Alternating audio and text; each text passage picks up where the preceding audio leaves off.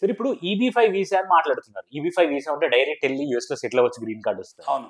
అసలు EB5 వీసాకి ఎందుకంత speciality? అసలు ఏంటి దాని గురించి చెప్పండి సార్? సో ఇప్పుడున్న సిచ్యువేషన్‌లో ఏంటంటే గ్రీన్ కార్డ్ రావాలి అంటే అప్లై చేయటానికే 5 to 7 ఇయర్స్ తీసుకుంటుంటే మరి గ్రీన్ కార్డ్ రావడానికి 100+ ఇయర్స్ పడుతుంది.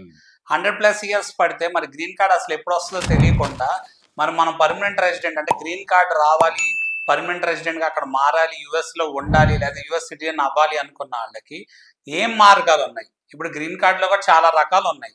బట్ వాటిల్లో వీళ్ళు ఫిట్ ఇన్ అయ్యే సిచ్యువేషన్ ఉందా? లేకపోతే అసలు యూజువల్ మెథడ్స్లో మన వాళ్ళు వెళ్ళి అక్కడ సెటిల్ అవ్వాలి అనుకున్న వాళ్ళకి గ్రీన్ కార్డ్ రావాలి అంటే మాత్రం 100 ఇయర్స్ పైన తీసుకుంటుంది.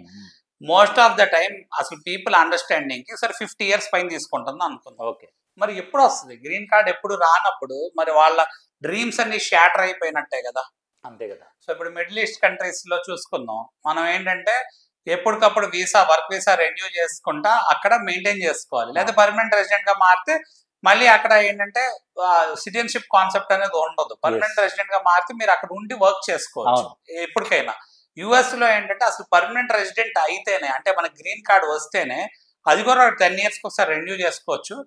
బట్ దాని status, green card status maintain చేసుకుంటా మన యుఎస్లో అయినా ఇండియాలో అయినా ఉండొచ్చు.